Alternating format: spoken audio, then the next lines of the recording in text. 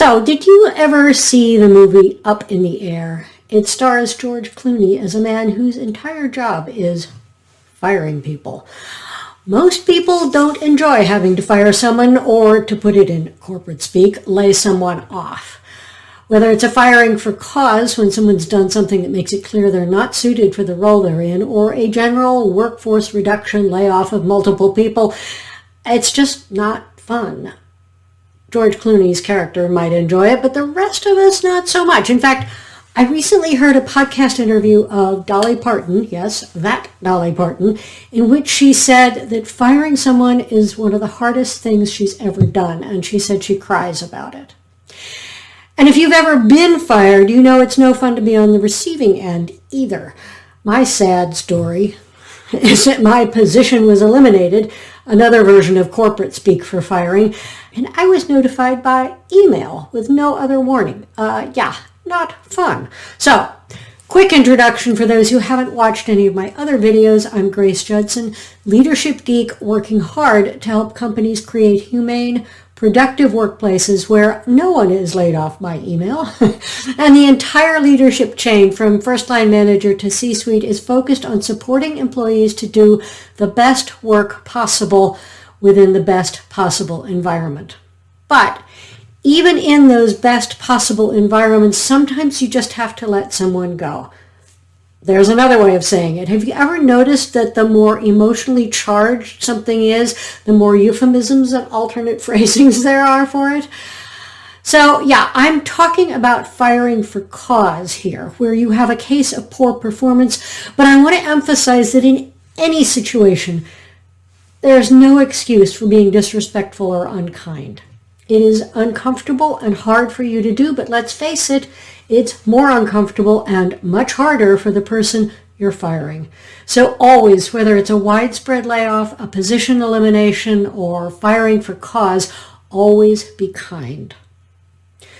The first thing you need to do then when firing for cause is to make sure you have your cause thoroughly documented. In the video description down below, there's a link to my performance improvement plan checklist, which reviews in detail how to do that documentation and the steps you should take before letting someone go. This includes the all-important step of making sure you talk with your HR representative. They can tell you what company policies are in place around firing someone, and they will also be up to date on the various local, state, and federal requirements for how you do this. And trust me, you don't want to miss any of those requirements, because if you do miss some, you'll be leaving yourself and your company open to potential lawsuits. So if you've gone through the process to document the problems, firing for cause should never be a surprise. Other types of layoffs, reductions in force, yet another term, position eliminations, they may be surprising to the people involved, but when you're letting someone go because of poor performance, it should never be a surprise. Your HR people should be able to give you all the necessary information and paperwork, and depending on company policy, the employee may or may not be eligible for health insurance extensions under COBRA and so on. This is up to your HR people. That's why you need them involved, so you have that information. So make sure you have everything you need for a clean, no details left unanswered break. HR will also provide insight into any policies, and there may not be any, depending on your company, obviously, around how to conduct the meeting. And often an HR representative can be present with you in the meeting, which is very helpful for responding to questions you may not have answers for. Don't forget to check with the IT people and facilities people to make sure they're prepared to revoke access to your company systems and buildings. Once you have everything lined up, you've just got to do it. There's no point waiting. You'll just get more anxious about it. Your employee will undoubtedly pick up that something's going on, and the rest of your team will start getting unsettled because they too will pick up that something is going to happen. Be kind, but be matter-of-fact, and skip the preliminary small talk. Here's what you need to say. There's no easy way to say this. We're letting you go, and today is your last day.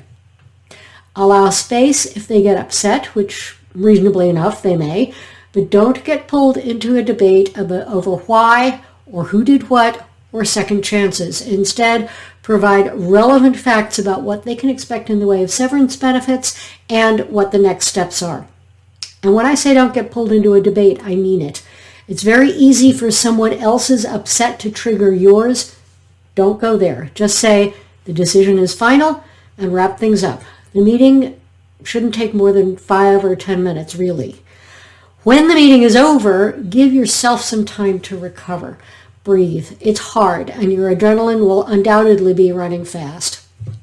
And then talk to your team. Let them know what happened, but remember to maintain the privacy of the now ex-employee.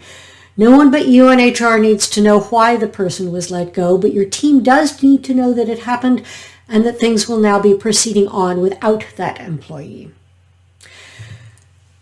There are those who say that firing someone is the most unpleasant and hardest job of a manager and leader, and having done it myself in my corporate life, I agree.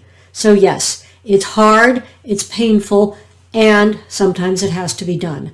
Delaying, hoping they'll turn their performance around after they've already been coached to do better, does not work. And it will only demoralize the rest of your team and other employees in the company who see someone not performing and appearing to get away with it. So there you have it. I wish you the best of luck and a whole lot of care and compassion for yourself and for the person you need to fire.